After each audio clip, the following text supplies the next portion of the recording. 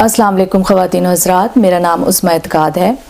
میری خوش قسمتی ہے کہ آج اس بیٹھک میں ہمارے ساتھ محترم جاوید احمد غامدی صاحب تشریف فرما ہیں۔ آج کی اس بیٹھک کا اہتمام ہم نے اس لیے کیا ہے کہ ہم غامدی صاحب سے یہ سیکھ سکیں، یہ جانیں کہ جس طرح وہ معاملات کو اپروچ کرتے ہیں، جس کلیئرٹی آف تھاٹ کے ساتھ، وہ سوچ کا عمل اصل میں ہوتا کیسے ہے، کیا ہم سوچ کی تربیت کر سکتے ہیں، کیا یہ کوئی اسکل ہے جسے ہم ایکوائر کر سکتے ہیں۔ تو یہ سب سوالات جاننے کے لیے آج ہم غامدی صاحب کے ساتھ اس نشست میں بیٹھے ہیں۔ السلام علیکم غامدی صاحب، آپ کا بہت بہت شکریہ، آپ نے اپنے قیمتی وقت میں سے ٹائم نکالا۔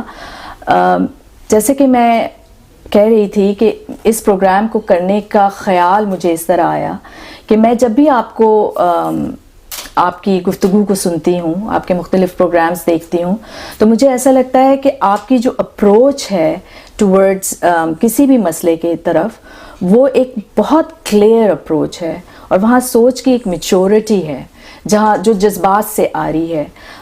قرآن میں بھی جیسے ہمیں کئی دفعہ اللہ تعالیٰ نے کہا ہے کہ تدبر کرو، سوچو، تو میں یہ جاننا چاہتی ہوں کہ سوچ کا بہت اہم دخل ہے ہماری زندگی میں، ہمارے علم و عمل میں، ہمارے طرز و فکر میں، تو ہم کیسے اس سوچ کی تربیت کر سکتے ہیں؟ کیا یہ کوئی اسکل ہے جو ہم سیکھ سکتے ہیں؟ میں اگر ایک لفظ میں جواب دوں تو میں یہ کہہ سکتا ہوں کہ ہاں، لیکن اس کا بہت سا حصہ خلقی ہوتا ہے۔ یعنی جب کوئی شخص شعور کی عمر کو پہنچتا ہے تو بہت سی چیزیں ایسی ہوتی ہیں کہ جو وہ کسی فارمل یا رسمی طریقے سے نہیں سیکھتا، اپنے مطالعے کی روشنی میں جس طرح وہ زندگی کے حقائق کا مشاہدہ کرتا ہے، جن علوم سے وہ دلچسپی رکھتا ہے، بسا اوقات ان کے ساتھ اشتغال ہی سے سیکھ جاتا ہے۔ اس کی میں آپ کو مسلمانوں کی علمی تاریخ میں ایک مثال دوں گا۔ آپ کے علم میں ہوگا کہ ہمارے ہاں منطق کو یا لاجک کو ایک بڑا فن سمجھا جاتا ہے۔ مسلمانوں کے ہاں جب ارسطو کی منطق ترجمہ ہو کے آئی تو انہیں بھی اس سے بہت اشتغال پیدا ہوا، انہوں نے اس کو سیکھا، اس پر بہت سا کام کیا، اور بہت سے لوگ، چونکہ وہ ایک ایسا علم اور ایسا فن تھا جس میں یہی سکھایا جاتا ہے کہ آپ کو استدلال کیسے کرنا ہے، تو مسلمانوں نے بھی اس کو بڑی اہمیت دی اور وہ اس سے بہت متاثر بھی ہوئے۔ ایک زمانے میں جب بہت زیادہ اس سے اشتغال ہو گیا اور اس کی بنیاد پر مذہبیات کی بعض چیزوں کو بھی لوگ جانچنے پرکھنے لگ گئے، تو ابن تیمیہ نے، جو مسلمانوں کے ایک بڑے اسکالر ہیں، ایک کتاب لکھی، کتاب الرد علی المنطقین، یعنی وہ لوگ جو منطق کو بطور علم سمجھتے ہیں ان کے نقطہ نظر کی غلطی واضح کرنے کے لیے۔ تو اس میں انہوں نے خیر آگے جو کچھ لکھا وہ لکھا، اس کے مقدمے میں انہوں نے ایک بہت دلچسپ جملہ لکھا۔ انہوں نے کہا کہ یہ ایسا علم ہے جس کی کسی ذہین آدمی کو ضرورت نہیں ہوتی، وہ اپنی فطرت اور خلقت کے لحاظ سے ہی منطقی ہوتا ہے۔ یعنی جب وہ بات کرے گا تو علم و عمل کی روشنی میں خود ہی متعین کر لیتا ہے کہ کون سی چیز ایسی ہے کہ جس کو آپ لاجیکل یا منطقی یا عقلی کہہ سکتے ہیں۔ تو انہوں نے کہا کہ ذہین آدمی کو اس کی ضرورت نہیں ہوتی، اور کسی غبی کو یہ سکھا بھی دیں تو فائدہ نہیں اٹھا سکتا۔ تو یہ ایک تفنن کا جملہ تھا جس سے انہوں نے گویا یہ بتانا چاہا کہ بہت سی چیزیں ایسی ہیں جو اللہ تعالیٰ نے انسان کے اندر بدیت کی ہوتی ہے، وہ ان کو لے کے آتا ہے، لیکن یوں نہیں ہے کہ یہ کوئی ایسا الہام ہے کہ جیسے ہی آپ آنکھ کھولیں گے تو اس کا ظہور ہو جائے گا۔ جب انسان شعور کی آنکھ کھولتا ہے تو وہ بہت سی چیزیں سیکھتا ہے، اور ضروری نہیں کہ آپ ان کو یہ نام دیں کہ وہ یہ سیکھ رہا ہے، لیکن زندگی کا مشاہدہ کرتا ہے، زندگی کے احوال کا مشاہدہ کرتا ہے، کوئی علم سیکھتا ہے، کوئی فن سیکھتا ہے، کسی ہنر میں کمال حاصل کرتا ہے۔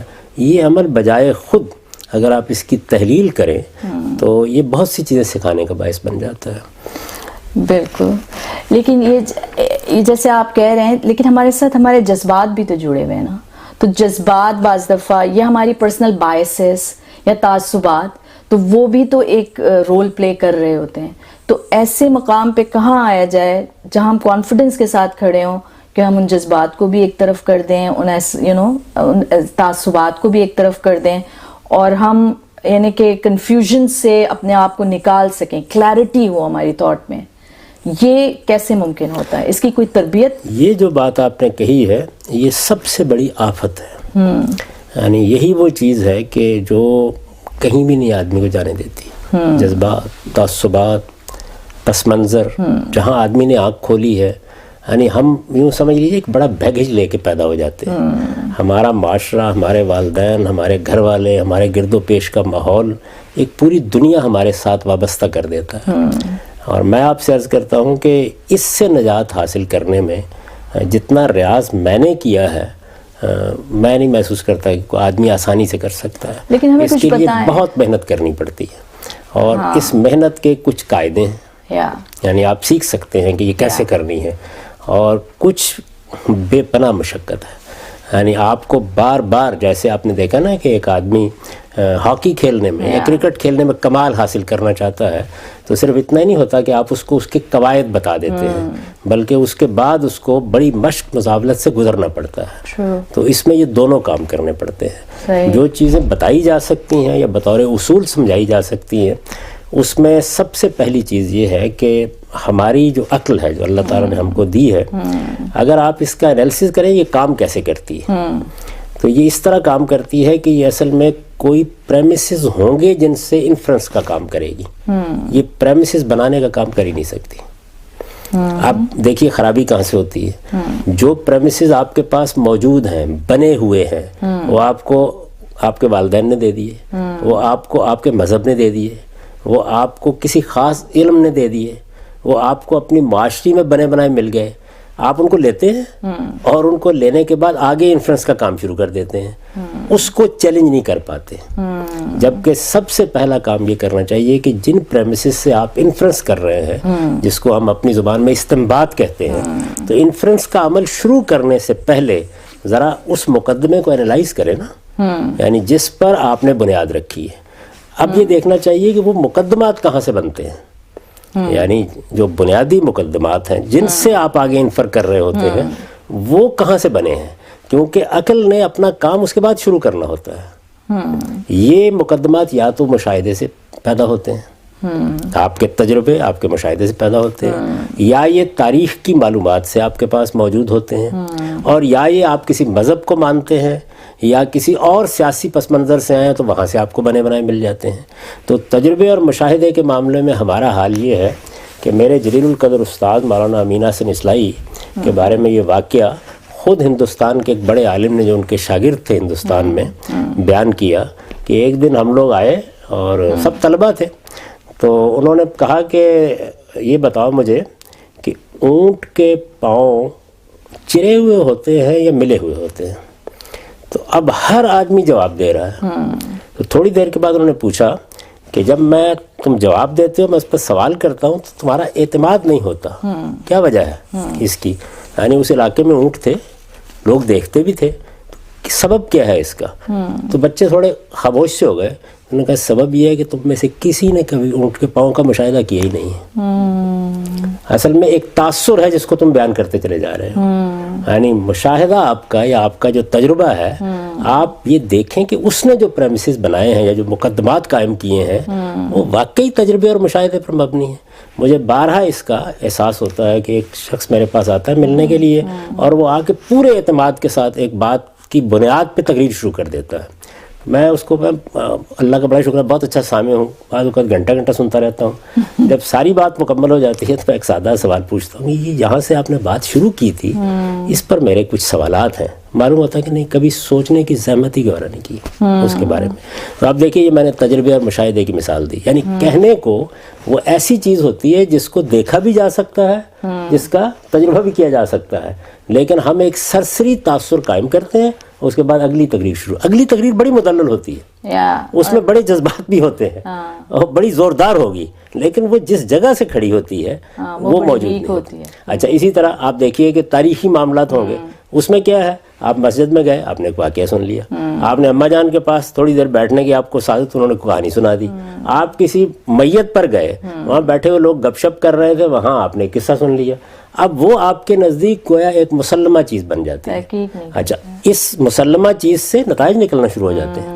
اس کی بنیاد پر بہت بڑی بڑی باتیں کہنی شروع کر دیتے ہیں لوگ. آپ سوال کریں تو معلوم ہوتا ہے کہ وہ کوئی سنی سنائی بات ہے. اچھا کوئی ایسے ہی اخبار احاد کی چیز ہے, کسی مورخ نے لکھ دی ہوئی ہے, کہانیوں کی کسی کتاب سے لے کر کسی نے اس کو بیان کر دیا ہوا ہے, یعنی وہ چیز اصل میں آئی کہاں سے ہے, اٹھی کہاں سے ہے. اگر وہ کوئی تاریخی واقعہ ہے تو تاریخ کی کوئی اسٹیبلش صورتحال ہے یا کوئی قصہ اور کہانی ہے, نہیں, کوئی اس کو کویسچن کرنے کے لیے تیار نہیں ہوتا. تو اسی طرح سے آپ دیکھیے کہ جو جدید علم ہے آپ کا, اس نے ہمیں یہ راہ دکھائی کہ ہمیں جو بنیادی مقدمات ہیں وہ استقراء یا انڈکشن سے قائم کرنے چاہیے.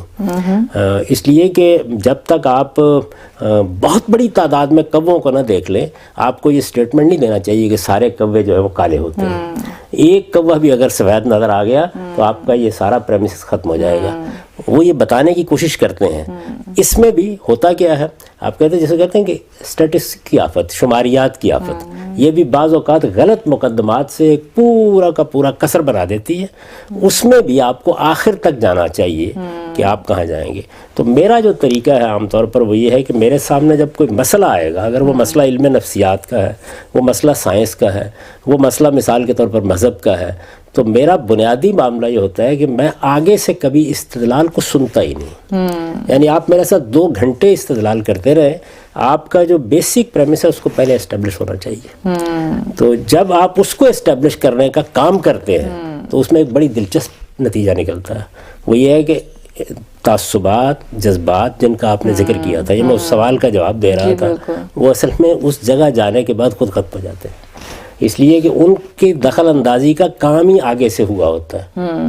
جب آپ ان کو پیچھے لے جاتے ہیں تو آپ حیرت انگیز طریقے سے دیکھیں گے کہ مثلا آپ نے یہاں سے بات کو انالائز کرنا شروع کیا, بہت آگے ہے نا, تو آپ اس سے پیچھے آنا شروع ہوں. تو پیچھے آنے کا عمل آہستہ آہستہ آپ کے جذبات, تعصبات اور آپ کی پہلی مانی ہوئی چیزوں کی گرفت کو کم کرنا شروع کر دیتا ہے. آخر میں آگے بالکل ختم ہو جاتے ہیں. مذہب میں میرے سارے کام کی نوعیت یہی ہے. دیکھیے ہماری اس وقت ساری مذہبی تعبیر کس اصول پر کھڑی ہے؟ وہ اس اصول پر کھڑی ہے کہ رسول اللہ صلی اللہ علیہ وسلم کے بعد صحابہ کرام, تابعین اور اس کے بعد ہمارے جلیل القدر علماء جو پہلی دوسری صدی میں پیدا ہوئے, ان لوگوں نے جس طرح دین کو سمجھا ہے اس سے ہماری ایک ٹریڈیشن قائم ہوئی ہے. اس ٹریڈیشن کو سامنے رکھ کر دین کا مطالعہ کرنا چاہیے. یہ ایک مقدمہ ہے. اچھا, اب سوال یہ پیدا ہوتا ہے کہ یہ جو بنیادی مقدمہ ہے کیا یہ صحیح ہے؟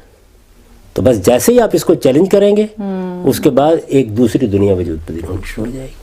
یعنی بنیادی کچھ مقدمات ہوتے ہیں جن سے آپ بات شروع کرتے ہیں اور آگے پھر بات بڑی مدلل ہوتی ہے بظاہر, لیکن وہ حقیقت میں مدلل نہیں ہوتی, کیونکہ جس جگہ سے آپ نے اس کو اٹھایا ہوتا ہے وہ جگہ بڑی کمزور ہوتی ہے. تو اس وجہ سے تعصبات سے نجات پانے کا یا جذبات کو کنٹرول میں رکھنے یا قاعدے میں ہے بہت مشکل کام. یہ اس کا طریقہ یہ ہے کہ آپ جس فن, جس موضوع, جس علم میں بھی بات کر رہے ہیں, آپ پہلے اس کے بنیادی مقدمات پہ جائیں. وہ ٹھیک ہیں تو آگے بھی بات ٹھیک ہو جائے گی, وہ غلط ہیں تو آگے معلوم ہے کیا ہوتا ہے. غلط مقدمے سے ڈیڈکٹیو لاجک جو ہے, یعنی جو جس کو استخراجی منطق کہتے ہیں, شاندار نتائج کا محل پیدا کر سکتی ہے. لیکن وہ بنیادی مقدمہ بالکل غلط ہوتا ہے اور آپ اپنی ہی تحقیق میں کہیں کھو جائیں گے یا اس کے بعد نکلنے کا راستہ ہی نہیں ہوتا. اور میں نے یہ محسوس کیا کہ آپ بڑی انٹرسٹنگ تعبیرات بھی, آپ انالوجیز جو یوز کرتے ہیں, مجھے لگتا ہے وہ کیا وہ ہیلپ کرتی ہیں آپ تھنکنگ پروسیس میں؟ جیسے آپ کہتے ہیں کہ یہ دیکھیں کہ چیز پیدا کہاں سے ہو رہی ہے, یا آپ یہ کہتے ہیں کہ اس چیز کی تحلیل کر کے دیکھیں یا اس چیز کی تہ میں اتر کے دیکھیں. تو مجھے لگتا ہے کہ یہ جو انالوجیز ہیں, ایسا لگتا ہے کہ یہ کچھ ان پیک کر رہی ہوتی ہیں پھر پروسیس کو آپ کے لیے. یہی عمل ہے جو میں نے بتایا آپ کو. یعنی یہ کرنا ممکن ہی اس لیے ہو جاتا ہے کہ مجھے اس سے دلچسپی نہیں ہوتی کہ آگے کیا ہے. مجھے دلچسپی اس سے ہوتی ہے کہ یہ چیز اصل میں پیدا کہاں سے ہوئی ہے, اٹھی کہاں سے ہے. جب میں اس تک پہنچنے کی کوشش کرتا ہوں تو عام طور پر یہ جتنی چیزیں آپ نے کہی ہیں نا, جن کو میں آفات کہتا ہوں, یہ آفات جو ان سے نجات ہو جاتی ہے اور آدمی یہ نہیں کہ مکمل ہو جاتی ہے. میں خود بھی بعض اوقات کسی چیز کا اسیر ہو جاتا ہوں. بارہا کہ ایک چیز میرے سامنے اتنی واضح نہیں رہتی جتنا اس کو ہونا چاہیے, لیکن بہرحال زیادہ کوشش میری یہ ہوتی ہے کہ میں اگر کسی موضوع پر بھی گفتگو کر رہا ہوں, بات کر رہا ہوں, جن موضوعات سے میری دلچسپی نہیں ہے ان کے بارے میں گفتگو بھی نہیں کرتا, لیکن جن موضوعات سے میری دلچسپی ہے, خاص طور پر علوم میں, ظاہر ہے مذہب میرا موضوع ہے, فلسفہ, تاریخ ادب یہ میرے موضوعات ہیں.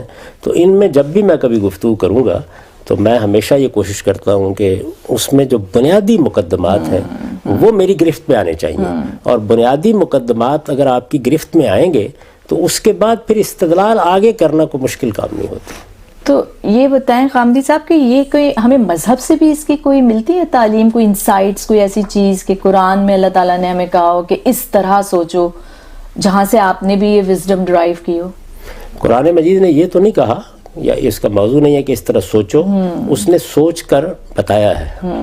تو وہ بالکل یہی چیز ہے. تو آپ نے وہاں سے ڈیڈیوس دیکھیے نا, مثال کے طور پر آپ جو بڑے بڑے فلسفے کے مباحث ہیں ان تمام کو اگر آپ قرآن میں جا کے دیکھتے ہیں, میں چونکہ پس منظر فلسفے کا تھا تو جب آپ ان کو قرآن میں جا کے دیکھتے ہیں تو قرآن مجید کیا کرتا ہے؟ قرآن مجید یہ نہیں کرتا کہ وہ بتایا آپ کو کہ دیکھیے ارسطو نے یہ بات کہی تھی اس میں یہ غلطی ہے, افلاطون نے یہ بات کہی تھی اس میں یہ غلطی ہے. نہیں, وہ جو مقدمات ہیں ان کے جن میں وہ ایک لحاظ سے یوں کہیں کہ غلطان ہیں یا ٹامکٹویاں مار رہے ہیں, وہ ان کی بنیاد کو اٹھاتا ہے اور اس کے بارے میں اپنا ورڈکٹ دے دیتا ہے. اب جیسے ہی وہ آپ کو بنیاد فراہم ہو جاتی ہے تو بس اس کے بعد آپ کے لیے آگے دیکھنے میں کوئی مشکل نہیں ہوتی.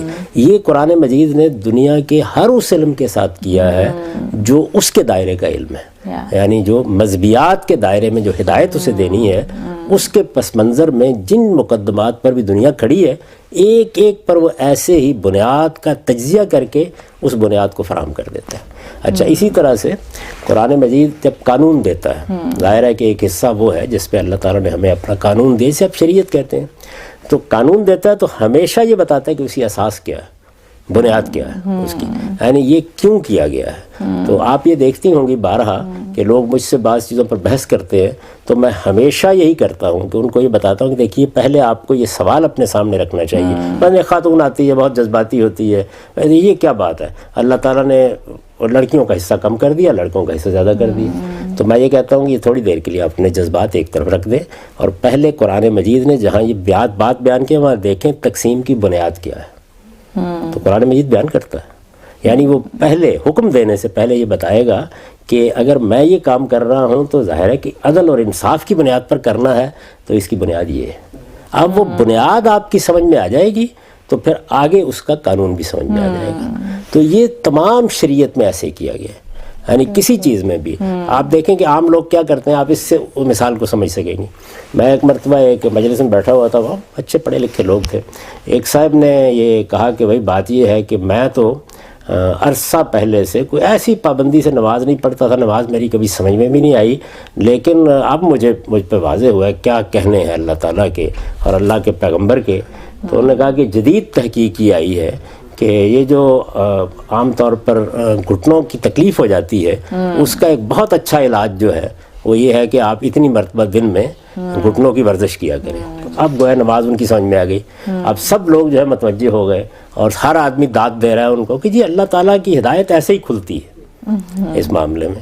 تو یہ اب دیکھیے بظاہر بڑی اچھی بات لگ رہی ہے لیکن یہ بالکل بے بنیاد بات ہے, یعنی نماز اس لیے فرض نہیں کی گئی. آپ اسی طرح بعض لوگ آپ کو بیان کریں کہ روزے سے دیکھیے فلاں فلاں بیماریوں کا علاج ہو جاتا ہے, فلاں چیز ہو جاتی ہے. ابھی پچھلے دنوں میں دیکھ رہا تھا ایک بہت مشہور واعظ ہیں, وہ یہ بیان کر رہے تھے کہ سور کھانا ممنوع کیوں قرار دیا گیا ہے, فلاں فلاں بیکٹیریا کے بارے میں تحقیق ہو گئی ہے.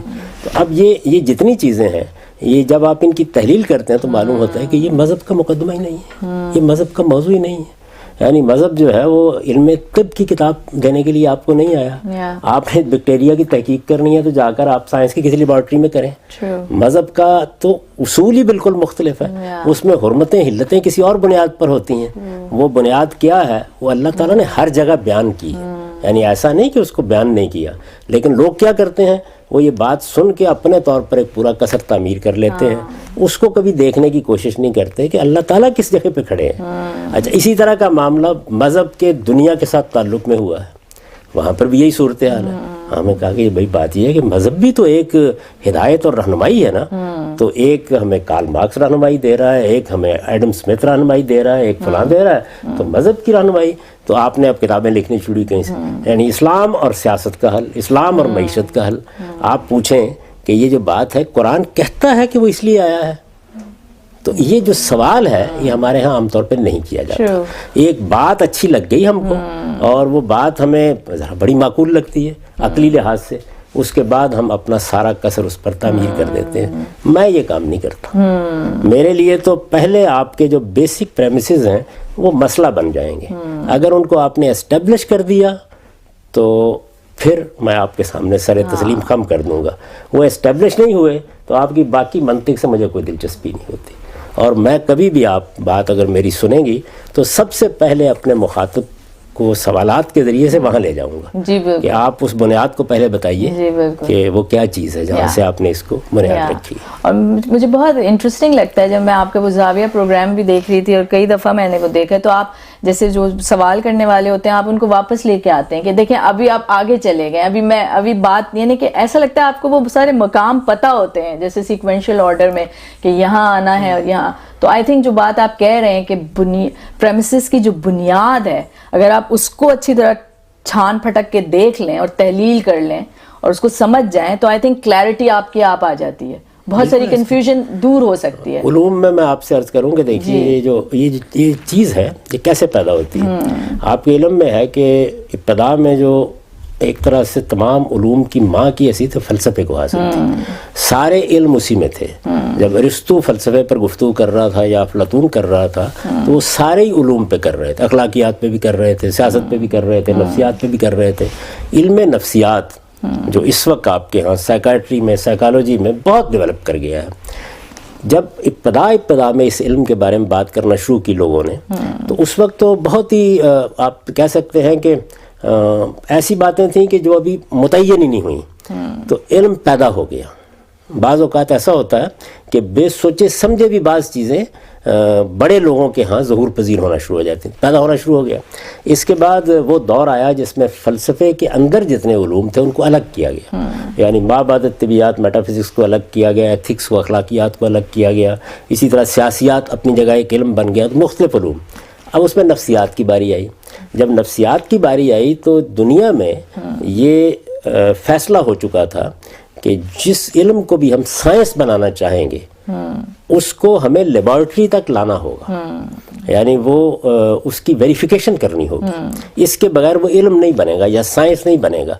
اس کے مقابل میں اکلٹ سائنسز, سوشل سائنسز, یہ تعبیریں اسی لیے اختیار کی گئیں کہ پیور سائنس کیسے کام کرتی ہے.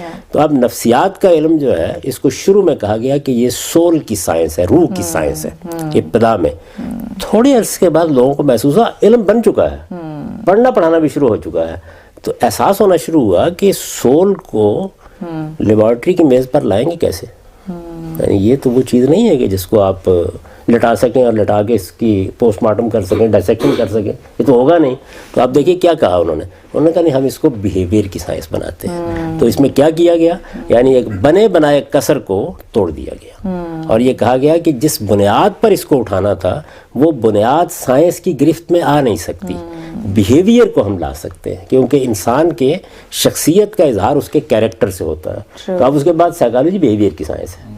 تو میں نے یہ ایک مثال دی آپ کو ایک بڑے علم میں کہ خود اس علم کی بنیاد جس چیز پہ رکھی گئی تھی اگر اس کو انالائز نہ کیا جاتا تو بے شمار کتابیں سائیکالوجی پر وجود میں آ چکی ہوتی.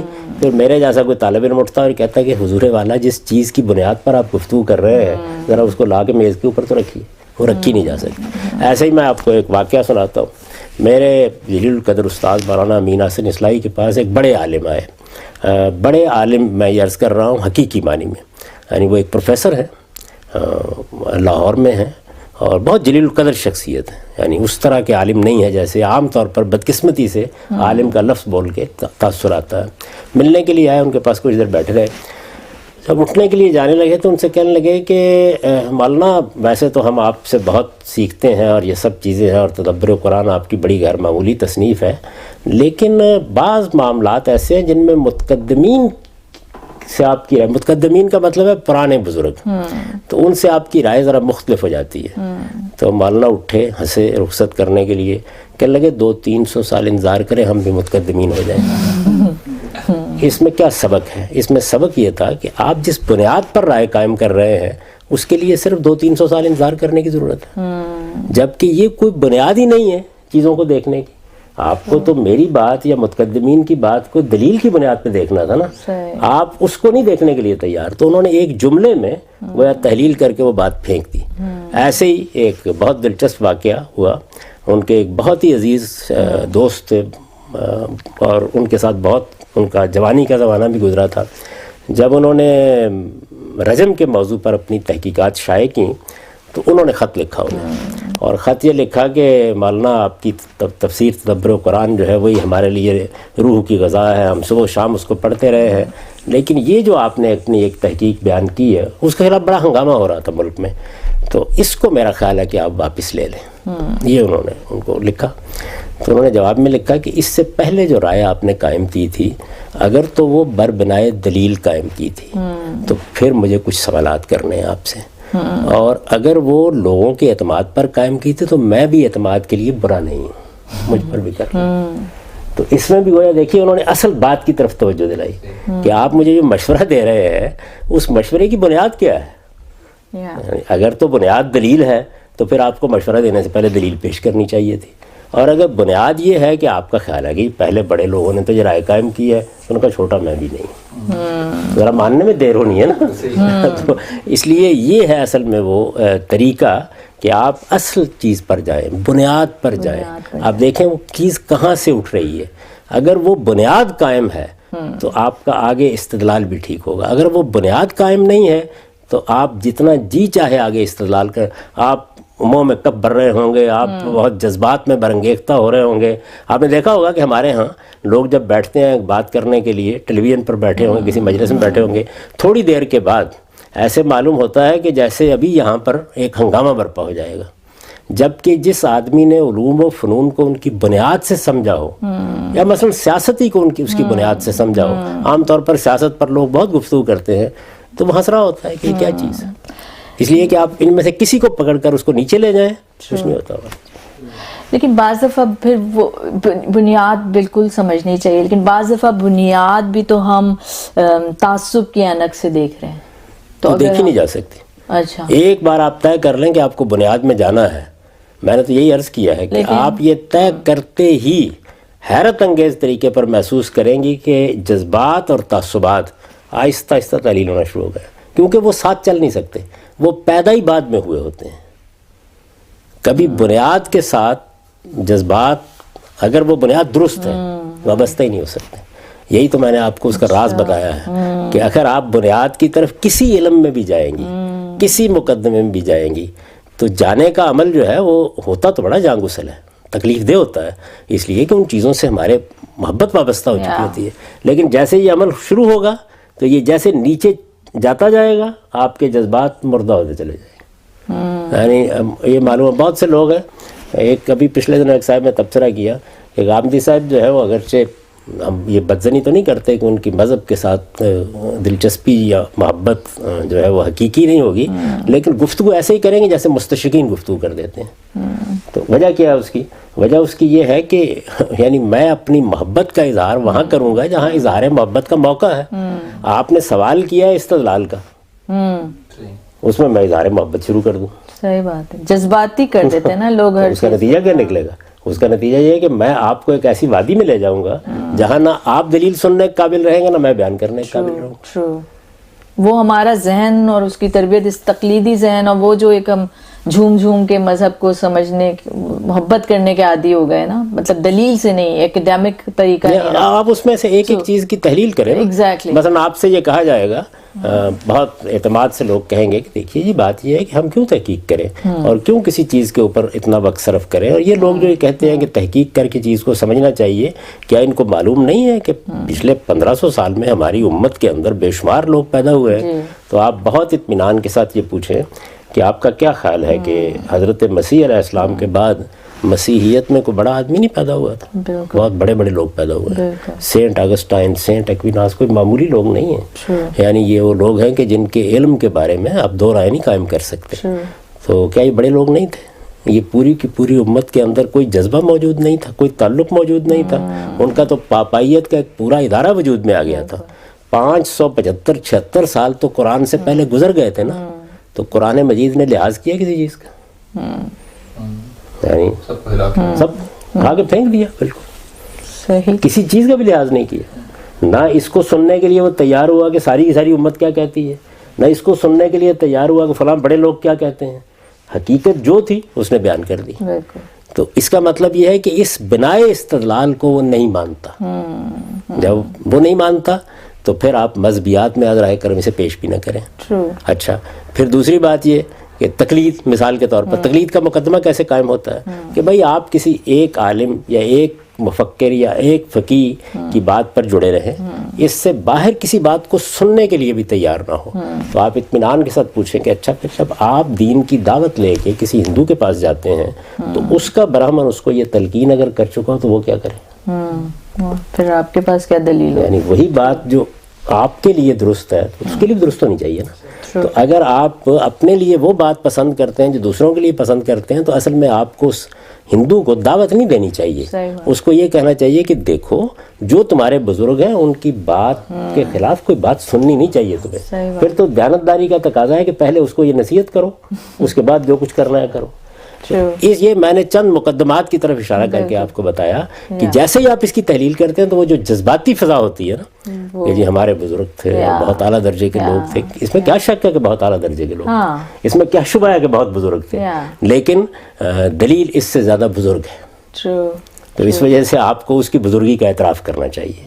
تو یہ طریقہ ہے جو اگر آپ اختیار کر لیں تو پھر یہ بہت مشکل ہو جاتا ہے کہ آپ کے ساتھ بات کی. نہیں، آپ نے بہت اچھی بات کی. یہ جو بنیاد کو سمجھنا پہلے، اور اس سے یقیناً وہ ایک کلیئرٹی آف تھاٹ بھی آ جاتی ہے اور کانفیڈنس بھی آ جاتا ہے اپنی بات پہ، because then you understand it fully, پورا ان اینڈ آؤٹ. ایک اور بہت بڑی بات اس سے حاصل ہوتی ہے، وہ یہ کہ آپ نے بنیاد کو سمجھ کر اگر استدلال کی عمارت کھڑی کی ہے تو جس وقت آپ پر تنقید کی جائے گی تو اپنی غلطی کو سمجھنے میں آپ کو 2 منٹ بھی نہیں لگیں گے. لیکن اگر آپ نے اوپر سے کہیں کوئی مقدمہ قائم کیا ہے تو بسا اوقات آپ کی بات اور دوسرے کی بات پیرلل متوازی چلتی رہے گی، پتہ ہی نہیں چلے گا کہ وہ ٹھیک کہتے ہیں. آپ نے کئی لوگوں کو سنا ہوگا نا کہ جی فلاں آدمی بھی یہ کہتا ہے، فلاں مفکر یہ کہتا ہے، فلاں عالم یہ کہتا ہے، تو آپ بتائیے ہم کیسے فیصلہ کریں.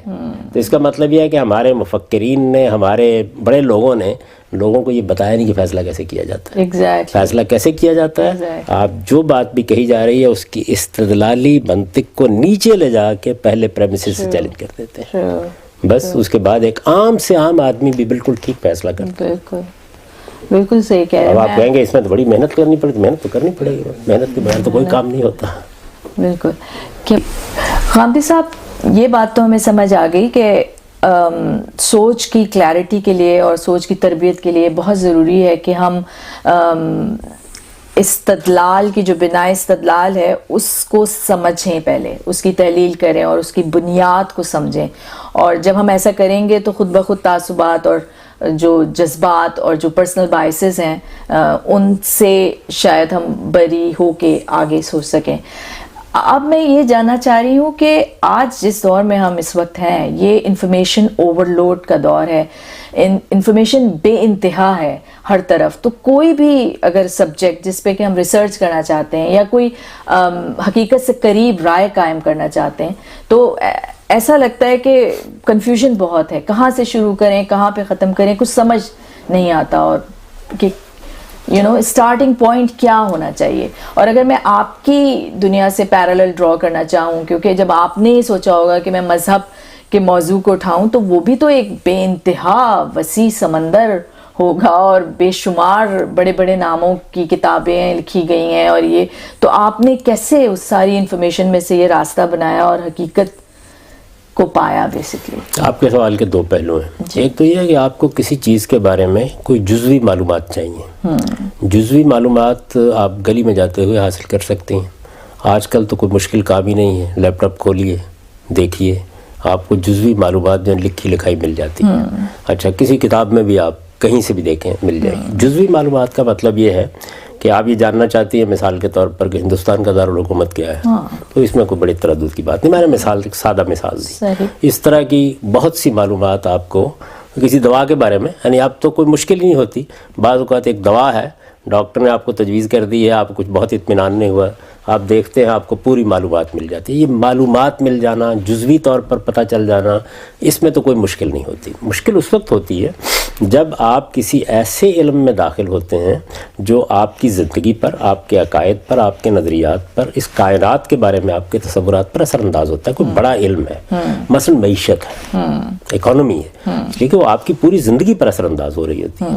مثلا سیاست ہے، یعنی آپ کو فیصلے کرنے ہوتے ہیں، اپنے ملک میں کرنے ہوتے ہیں، کسی دوسری جگہ کرنے ہوتے ہیں، عالمی سطح پر دیکھنا ہوتا ہے.